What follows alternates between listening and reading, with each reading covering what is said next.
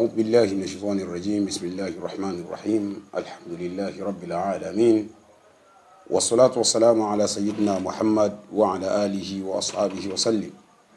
Swali lako ndugu mwandishi ni swali zuri, lakini unataka kupata mtazamo wangu. Mtazamo wangu ni upi? Na kwa sababu swali hili ni la kidini lakini ni la kijamii, itakuwa na mitazamo ya namna mbili. Kwa sababu unajua dini haiongozi kwa mtazamo wako tu peke yake. Dini inaongozwa kwa Qur'ani na Sunna.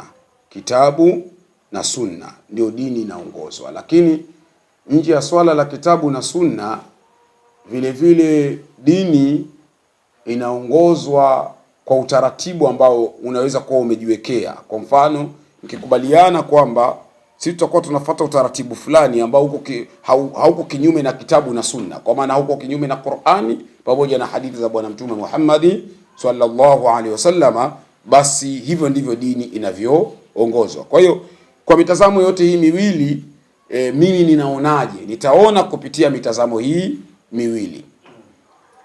Kwanza, swali lako limeanza kusema yasemekana alikuwa amemuoa, japo kuna madai mengine katika klipu mbalimbali za hakumuoa, kufanya nini.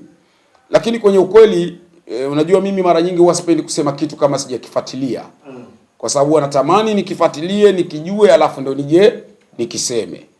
Kwa namna ambavyo nimefuatilia kwa undani kwamba yule mwanamke alikuwa ameolewa na shekhe, na baada ya kuolewa na shekhe akawa amekaa naye. Baadaye, kama ilivyokuwa ada, binadamu anatofautiana, wakaachana na shekhe. Baada ya kuachana na shekhe, yule mwanamke akaenda akaolewa tena. Baada ya miezi mitatu, yule mwanamke akarudi, akaja akamwambia shekhe, mimi naujia uzito huku wa mtoto wako. Shekhe sasa akaona hii inakuwaje, kwamba wewe umekwenda huko ulikokwenda, alafu baadaye unarudi tena unakuja kusema mimi nina ujauzito. Hata kama ningekuwa mimi ndo shekhe, na mimi pia mashaka yale kama binadamu ningeweza kuyapata. Kwa shekhe akaweka hoja moja kwamba ni lazima tukafanye DNA, yani huyo mtoto azaliwe, tufanye DNA. Kupitia DNA sasa ndio ije ithibitike kwamba huyu mtoto ni wangu au si wangu. Lakini yule mwanamke, badala ya DNA, alipozaliwa yule mtoto, badala ya DNA, mwanamke akakimbilia mahakamani.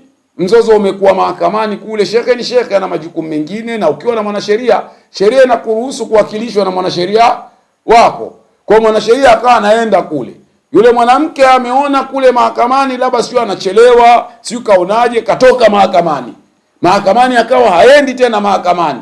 Mwanasheria anakwenda mahakamani, mwanamke haji. Mwanasheria anakwenda mahakamani, mwanamke haji. Mwisho wa siku ile kesi ikafanya nini? Ikawa dismiss, ikafutwa ile kesi. Sasa baada ya kufutwa kesi, mwanamke akaamua sasa kwenda kwenye mitandao ya kijamii, kutumia mitandao ya kijamii sasa. Yani maana yake sasa, mimi ninakuharibia, ndio tafsiri ya kawaida, kama nakuharibia. Sasa swali la kujiuliza, kuna maswali ya kujiuliza kadhaa. Je, ni mwanamke yule au nyuma yule mwanamke kuna timu? Ukitafakari vizuri, unaweza kuhisi kwamba nyuma yule mwanamke kuna timu. Kwa nini unahisi kuna timu? Yule mwanamke anasema lugha moja, nimemsikia kwenye mtandao, anasema kwanza ujue nina video zako za kamera ambayo tumeitega ofisini kwako. Sasa ana password. Sasa unajiuliza swali, kama ilitegwa kamera, je, yule mwanamke anaweza kwenda kutega kamera? Hilo ni swali la kujiuliza. Namba moja, anaweza kutega kamera? Jibu linakuja, hawezi kutega kamera. Nani aliyetega hizo kamera zinazoitwa kamera? Iwe ni kweli au isiwe ni kweli. Kwa hiyo kwenye mazingira kama haya yanakupa tafsiri kujua kwamba nyuma ya huyu mwanamke sasa kuna timu ya watu. Inawezekana hata hiyo kamera haipo wala nini, hakuna. Lakini sasa hii timu ya hawa watu inamwambia lazima umtishe hivi. kwa kumwambia kwamba tuna video zako na tumeweka kamera, tumefanya hivi, tumefanya hivi, ili kama shekhe kuna jambo ambalo haliko sawa labda ndani ya ofisi alilifanyika na kadhalika, shekhe apate wasiwasi. Ndio anamwambia. Sasa hii haiwezi kuwa akili ya yule mwanamke. Hii unaiona kabisa kwamba kuna timu kubwa ambayo ina malengo binafsi imeyatengeneza dhidi ya shekhe. Ndio unaona hilo. Sasa baada ya hayo kutokea, ndani ya masiku machache sana, ukumbuke klipu zimeanza zile na nini na nini, ndani ya siku 4 siku 5 tunasikia BAKWATA wamekuja, shekhe ameondolewa. Baraza la ulama limemuondoa shekhe. Katika jambo kama hili kidogo mimi limenishtua. Limenishtua kwa sababu gani? Alijanishtua kwa sababu shekhe ameondolewa. Limenishtua kwa utaratibu uliotumika. Yaani maana yake, mimi nadhani kwamba zikitoka tuhuma, cha kwanza baraza la ulama linapokutana, kwa sababu baraza la ulama wajibu wake tuhuma zinazothibitika, yani tayari nimeshathibitishwa, wanatoa sasa hukumu kwa mujibu wa kitabu na sunna. Ndio maana likaitwa baraza la ulama. Sio, naeleweka vizuri? Yani limeitwa baraza la ulama kwamba baada ya jambo kuwa limethibitika, sasa wao ndo wanakaa kwenye meza, wanasema Qur'ani inasema nini, hadithi zinasema nini, kwa kosa hili kwa mujibu wa Uislamu na sheria za kimungu ni hatua gani na stahili kuchukuliwa.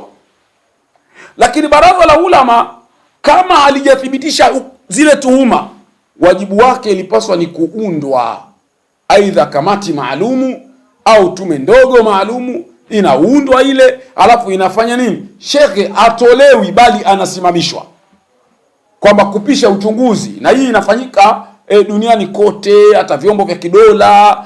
Ukiwa na tuhuma huwa sio kosa. Kutuhumiwa na mtu, anatuhumiwa mtu yeyote. Hata mimi katika maisha yangu nishatuhumiwa sana. Wewe ambao una rekodi hapo, mheshimiwa waandishi, nyie pia inawezekana mmewahi kutuhumiwa sana. Kwa hiyo tuhuma sio kosa. Tuhuma anazipata mtu yoyote, kwa sababu tuhuma zinaweza zikaibuliwa na mtu yoyote. Tunaweza tu akasema nimemwona shekhe fulani bana pale kwenye uchochoro fulani yuko na mwanamke amemkumbatia bana, anashughulika naye pale. Anaweza kusema hivyo. Hiyo inakuwa ni nini? Ni tuhuma. Sasa ukibeba tuhuma ukaitolea hukumu, hapo inakuwa ni tatizo. Kwa nini umetumia tuhuma kutolea hukumu? Kuna mtu mmoja nikasikia anasema Sheikh Walidi bana hajaondolewa kwa sababu ya yule mwanamke, kuna mambo mengine. Inawezekana ikawa ni kweli, kuna mambo mengine, sio ile swala la mwanamke, lakini hoja inakuja hapa. Kama si swala la mwanamke, kuna mambo mengine. Kwa nini hayo mambo mengine haikuchukuliwa hatua kipindi hicho mpaka atokee mwanamke fulani asemeseme maneno hivi ndani ya siku 5 uje uchukue hatua, alafu waambie watu shida sio hili, kuna mambo mengine? Akili ya wanadamu wenye kutafakari na kusikia hawezi kukubaliana na jambo kama hilo. Watajua hapa kuna kitu kingine kikubwa zaidi, wala sio ni hilo swala la mwanamke. Hilo lingine unalosema, labda watu waambie kama kuna mambo mengine, labda fitna. Inawezekana kweli kuna mambo mengine, sio hilo la mwanamke, kuna fitna. Sasa ile fitna sasa ndo tunaitumia fitna hiyo kumshughulikia mtu fulani. Kama ni hivyo, inawezekana ikawa kuna usahihi kwenye eneo hilo. Kwanza nasisitiza kwamba mimi naliheshimu sana baraza na mheshimiwa mufti, na mimi sina shaka na mufti, sina shaka na baraza, lakini kila mwanadamu anakosea. Hata baba yako ukiwa unamheshimu vipi, kuna wakati baba yako anakosea. Una wajibu wa kumwambia baba, hapo ninaona umekosea. Kwa hiyo japo naheshimu baraza, naheshimu shekhe zetu, na mheshimu mufti, naona hapo hapakuwa na sawa. Lakini madhara makubwa yako wapi? Hili lilofanyika linaweza kusababisha madhara makubwa sana kwenye dini, hasa hususan kwenye mashehe. Kwa mfano, ikishaonekana kwamba kuna mtu akitokea anaweza kumtengenezea shekhe zengwe kwenye mitandao ya kijamii na shekhe achukuliwa hatua, tunaweza kuanza kuona wimbi la watu wanatokea wanatengenezea mashekhe mazengwe ili wachukuliwe nini? Hatua. Kesho atatokea mwingine, atakwambia shekhe fulani wa sehemu fulani kafanya hivi na hivi na hivi. Kesho kutwa shekhe fulani wa sehemu fulani. Mwisho hii inaweza ikapanda, hii ikaenda mpaka kwa mufti. Kesho ukashangaa kuna mtu ametokea kwenye mtandao na yeye anasema nini? Anamtaja sasa mufti, anamtaja shekhe fulani, anamtaja shekhe fulani. Je, ikifika pahala hapo naye atachukuliwa hatua? Kesho atazingishiwa mtu kwenye baraza la ulama, kesho kutwa atazingiziwa huyu. Kwa hiyo ni lazima tunapokwenda kufanya maamuzi yoyote yale, umakini uwe mkubwa sana kwenye kufanya maamuzi. Tusiwe watu kufanya maamuzi bila kuwa na umakini mkubwa. Lakini vile vile maamuzi yote yanachukua hapa istafsiriwa tunamtetea Sheikh Walid. Mimi najua Sheikh Walid ni binadamu. Kila mwanadamu kwa hadithi ya Bwana Mtume Muhammad sallallahu alaihi wasallam ni mkosefu, lakini aliyembora ni yule ambaye anafanya toba baada ya kukosea. Lakini tunachokizungumzia hapa ni utaratibu unaotumika. Utaratibu huo unatengeneza mashaka. Sasa kimsingi na kwa utafiti ambao tumeufanya, yule alikuwa ni mke wa halali wa Sheikh Walid. Alimuoa na wakaachana, na kama unajua Mwenyezi Mungu ndani ya Qur'ani amesema wanawake wana vitimbi vikubwa. Iko katika surati Yusuf. Mungu ameeleza habari hii kwenye surati Yusuf katika kisa cha yule mwanamke Zulea aliyemzingishia Yusuf kwamba amefanya nini? Amembaka. Akamvuta Yusuf na nguo ikachanika. Kanzu ya Yusuf ikachanika, akaanza kulia pale. Anamwaga chozi. Watu wamejaa nini? Asema Yusuf amenibaka. Yusuf akaenda mpaka gerezani. Hii tunaona Yusuf anaweza kwenda gerezani kwa sababu ya mwanamke ambaye amemzingishia kubaka. Huyo alikuwa ni nabii. Manake habari ya mashekhe, watu wa dini kuzingishiwa mambo fulani hayakuanza leo. Tumeona hapa Nabii Yusuf akakaa na jela. Tena akakaa miaka mingi kwa kesi hiyo ya kubaka. Lakini kesi yenyewe ya kubaka amezingishiwa na mwanamke. Kwa hiyo akitokea mtu akawa ametokea mwanamke, na ndio maana Mungu akasema sasa katika Qur'ani vitimbi vya wanawake ni vikubwa. Nilitaraji mashaka zetu hapa wao ni wanavyoni wakubwa, sisi ni watoto wadogo sana kwenye ufahamu wa mambo haya.